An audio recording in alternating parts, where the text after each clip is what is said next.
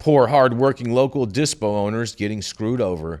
You are 100% right, and it always seems like the hard-working citizen is the one that's getting the short end of the stick all the time on these deals, but nonetheless, hopefully, things will change in the future.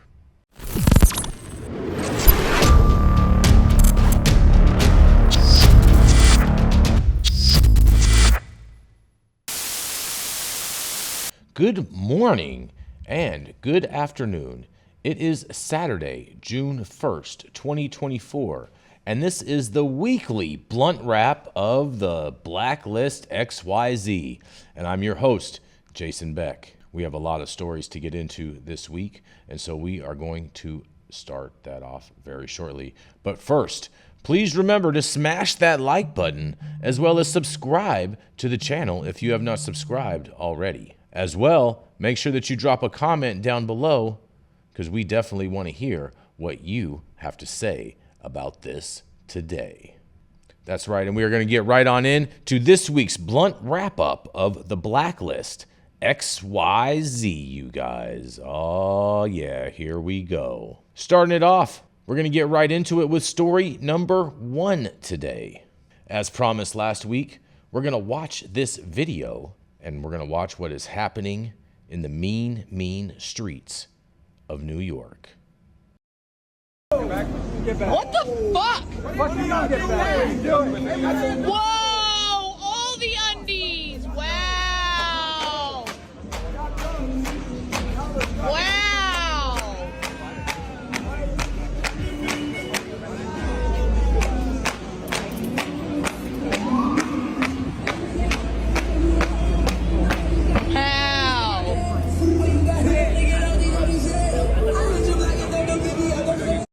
The Blacklist says they outside too. That's right, hashtag NYC. Lots to discuss about this right here, you guys. So, in regards with this story in New York, this is definitely we're going to see more and more of these type of stories as New York ramps up enforcement against all of its illegal trap shops. But regardless, I don't think that they're going to ever be able to stop what they have already started out there. I think this is just a game of whack-a-mole, and these guys all look like a whole bunch of 21 Jump Streets out here. And, you know, New York is just crazy place, but a very opportunistic time for those in the cannabis space and looking to build a brand, because the streets are definitely watching and listening out there. But nonetheless, let's hear what you guys have to say about this, right? And if I do murder your Instagram name, I do apologize in advance.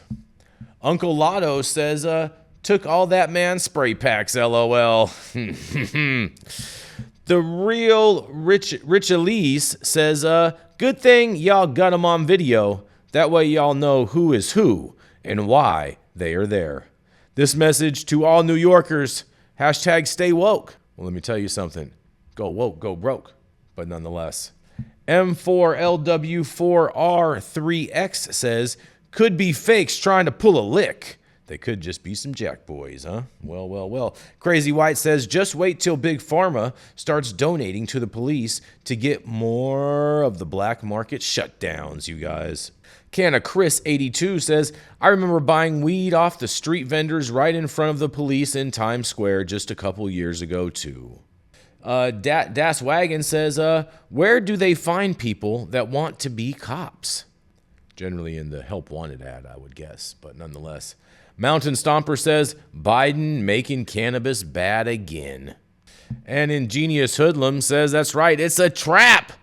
And the real Uncle Sam says, like, even if he's got bricks of fentanyl and bombs in there, why is it worth blowing the cover of all these undercovers for all time at NYPD?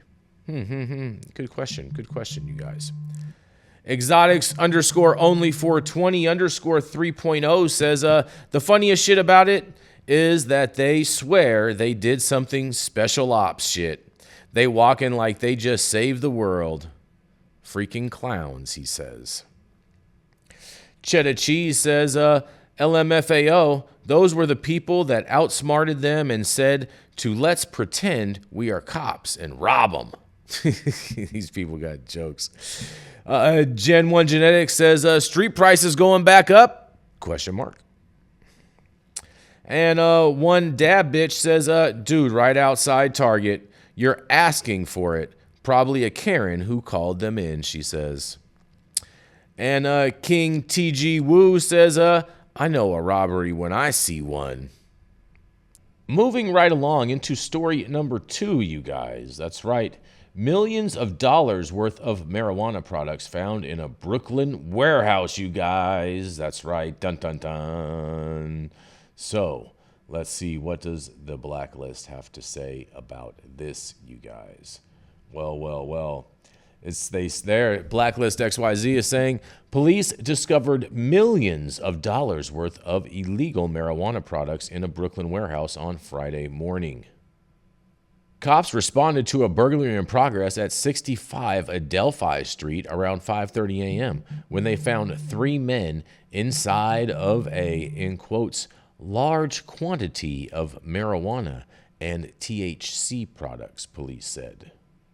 The products were unregulated cannabis sent from out of state to be distributed to illegal pot shops throughout the Big Apple, the New York City Sheriff's Office told WABC.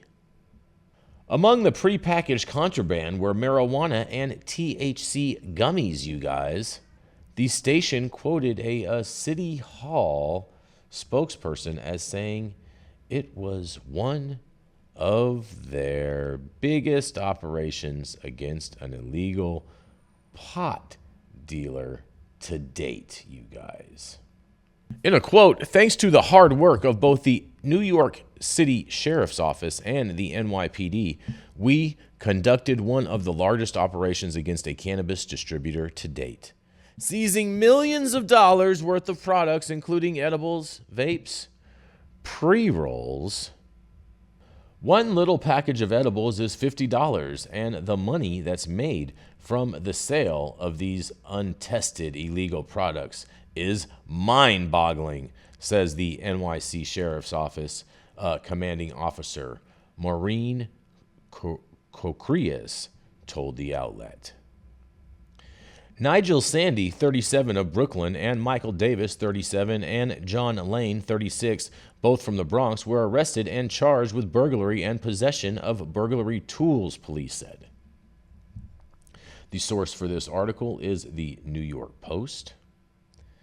And man, oh man, guys, these cops went, and from my understanding, they went and got a call from a burglary.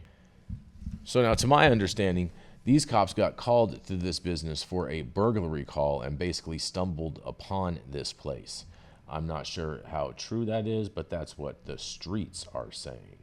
Whether or not that is true, nonetheless, the cops did ultimately find it, and it doesn't matter if the police stumbled upon your spot or actually did bust your spot, because when you're getting busted, it's all the same end result, you guys. It doesn't matter. The end of the result is you get all your stuff taken, someone goes to jail, and that's usually how they end the day. But nonetheless, we are going to go into the comments on this and see what all of you guys have to say about all of this, because my Kelly710 says, yeah, you know how it goes when some dumbass kids rob your distro. It's not the losing the product that's the worst. It's burning the spot that really kills you. A whole greedy little MFers. These dumbasses literally bought the cops straight to the trap, you guys. Mikey Deba says, maybe if it was like 1,000 milligrams of fire distilled. That's in relation to the $50 edible I bet he's talking about. Created by Stoner says, this is why we say it isn't legal anywhere, just highly regulated. Oli Trudell says, their biggest operation was an accident, LOL. Ace Boys Sanji says, Ace Boy Sandy says, it's all terp sprayed anyways. Big Wolf 1804 has a funny little meme along with, says the NYPD is adding up the trap lords' $50 edibles estimated at a street value of $7.1 million. Laughy face and some brain emojis. Beastie Blunts NYC says LMAO reminds me of the early 90s when the competition could couldn't compete, so they'll call 911 and say there's a home burglary in progress. That did happen a lot. You're right about that.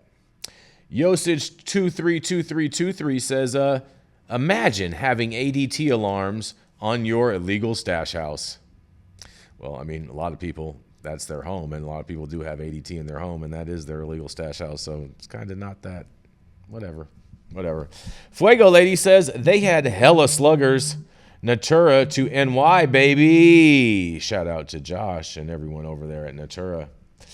The Kush King says, me checking the trappers in New York's telegrams to see who hasn't posted since Thursday. That's funny. That's funny. That way you know who got hit because you know that they ain't posting anything. Oh, man, oh, man, oh, man. That's pretty good, you guys. Moving right along into story number 3 today, are NFL and NBA stadiums really allowing for marijuana use, you guys? Oh, boy. Oh, man, oh, man, oh, man. Don't let social media reports fool you, you guys. That's right.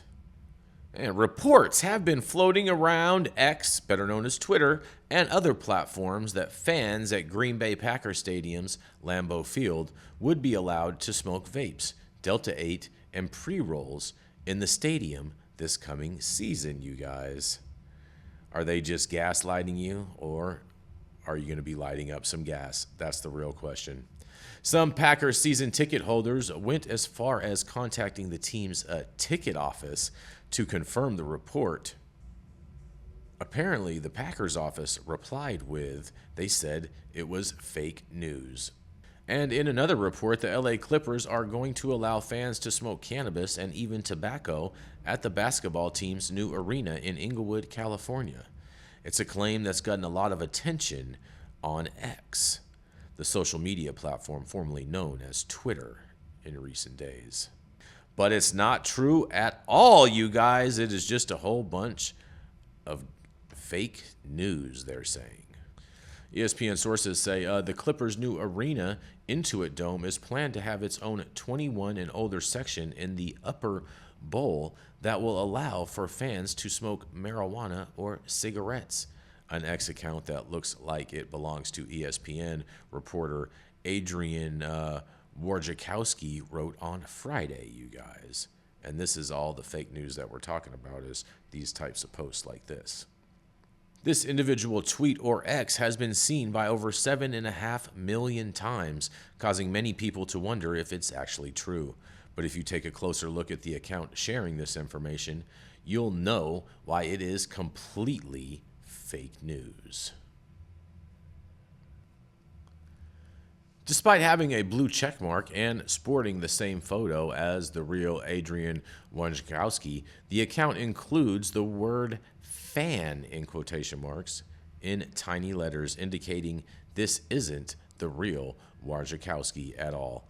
The fake account, which you can see in an annotated screenshot below, also has a disclaimer that reads, ESPN Senior NBA Insider Parody Troll Account, not affiliated with, that's right, WOJ ESPN, you guys. And this article was taken out of Forbes and the Westward.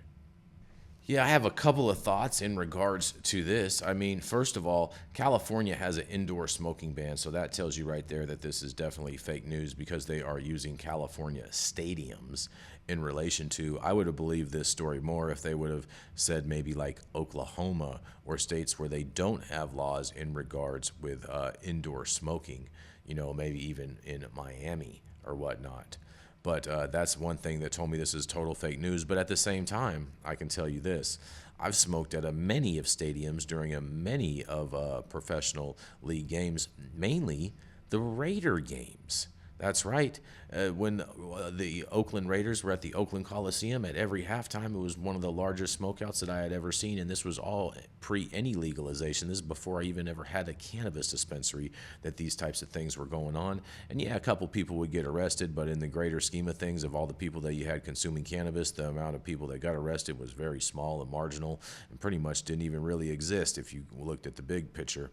But nonetheless, we're going to hear what you guys have to say about all of this smoking hysteria going on. I mean, it probably would have even been better if they would have said that they were going to implement this policy in Colorado over at Mile High Stadium. I think that would have been a lot more believable. But nonetheless, Grayson Alderley says, why are the Clippers building a stadium in the ghetto? Section 8 housing.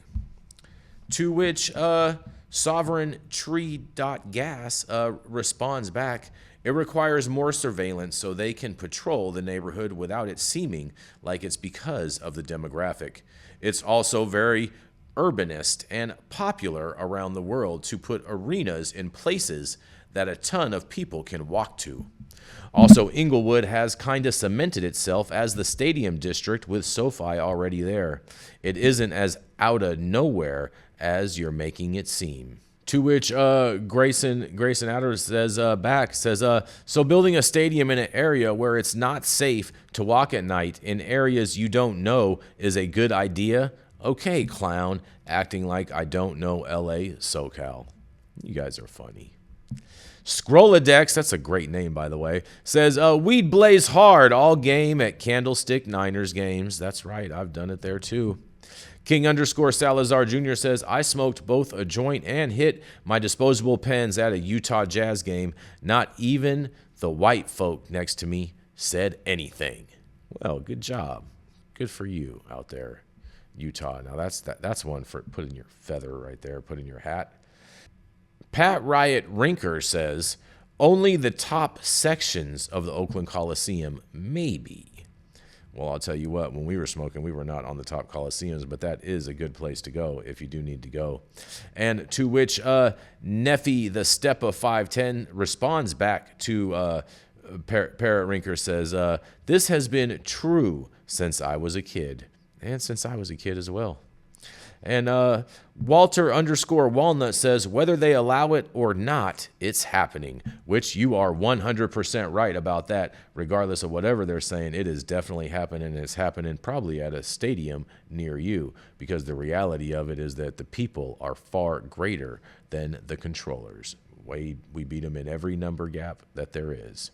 Moving right along into our final story of the day, story number 4 in this week's blunt wrap-up of the Blacklist XYZ, where a dozen thieves break into a Watsonville dispensary and evade police after a high-speed chase, you guys. Oh, boy. That's right, this happened up in Watsonville, California, you guys. Thieves apparently targeted a cannabis dispensary early Saturday morning, which led to a high-speed chase throughout 3 counties, you guys. Police say that at least a dozen thieves made off with an undisclosed amount of marijuana products from the Hook dispensary after smashing an SUV through a store side window. This occurred around 4 a.m., police said. Police responded to the burglary after the smash and grab. Multiple suspects driving several cars led them on a pursuit through Santa Cruz and Santa Clara and Alameda counties, you guys. It's a lot of getting around. A spike strip in Hayward ended the chase and led to the seizure of a Jeep Cherokee, but the thieves got away on foot. The thieves remain at large, you guys. And on Tuesday, the operator of that dispensary installed large concrete blocks in front of his business to prevent similar break-ins from occurring in the future.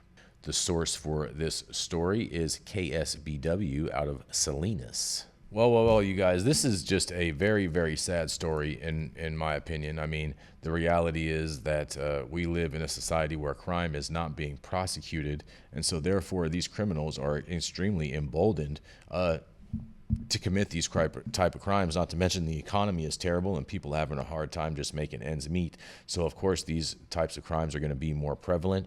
And then you also have, in regards with, at least in a lot of counties here in California, you know, the charges for breaking into a uninhabited, basically a commercial building, is basically you just get a slap on the wrist. Okay, you don't even basically go to jail. You may get some probation or whatnot. You're not even doing any time in jail. I think you have to get arrested 5 times before you even get sentenced to a county year for breaking into commercial buildings. And so this is the main reason why you are seeing this so prevalent in so many of our cities across the country, is because of a lack of prosecuting and a lack of serious consequences that these criminals will face if caught or when caught. And that's just what is happening. So make sure that you vote when it is time to vote, you guys. That's right. We do have an election coming up. But nonetheless, let's see what all of you have to say about this. Mr. Elliot Lewis, the Catalyst CEO, says, Prop 47 is all I have to say. RussMac.NerdFunk says, if you lock up the product up in a giant safe after closing up, they can't go get to it. I don't know why more people don't do that. A lot of people do. Raul_Vuris says, they don't make safes that big. Well, sometimes they do, sometimes they don't. Sometimes you just turn your whole room and make that into an actual safe. That takes a lot of money and some construction too. Little Hill Cultivator says, split up the loot 12 ways and they're still broke. I agree. That's a lot of nothing that they got to split up with 12 people. I agree with that. RussMac.NerdFunk responds to Little Hill Cultivators and says, people that do this type of stuff always stay broke. They're robbing for weed, not money, LOL. XTI_Fazimoto says, 12 people involved. They got a vehicle stopped with spike strips and still couldn't manage to catch just one of them. LOL, what a joke of a police force. Shushkurn3 says, Ocean's 12? And Farmhouse RX says, all for some sprayed packs. Sprayed packs have been pretty popular this episode for some reason. I'm not sure, but I hope you at home are not smoking on a sprayed pack. The Real Rich Alias says, all that to leave with nothing. Big Juice Cup says, hitting a lick for 2 zips is crazy. Jason's Texas says, just spend that energy growing your own. I couldn't agree with you more, Jason. Most definitely. Grimace85 says, these shops need to have strapped guards posting up, waiting on these people to break in. Once a few get shot, it'll stop. Well, I kind of agree with that too, but the reality is that we have a lot of district attorneys that are prosecuting people when they do things like that. So who knows how this is all going to end. And our final comment of today, White Ash Cannabis says, a lot of heads to break off on the lick. Hate to talk shit, but where's the math on this disaster? Poor, hard-working local dispo owners getting screwed over. You are 100% right, and it always seems like the hard-working citizen is the one that's getting the short end of the stick all the time on these deals, but nonetheless, hopefully things will change in the future. And anyways, you guys, thank you all for running into this week's blunt wrap-up of the Blacklist XYZ. I'm your host, Jason Beck of High at 9 News. Make sure you tune in every Monday through Friday at 9 a.m. Pacific and high noon on the East Coast for America's #1 daily cannabis news show, High at 9 News. Have a fantastic first weekend of summer, everyone, and don't forget to smash that like button on your way out, as well as subscribe to the channel if you have not subscribed already. And, of course, make sure that you leave a comment down below in the chat if you have something to say about this video or what we're doing, or any just crazy comment about what you're thinking about this weekend.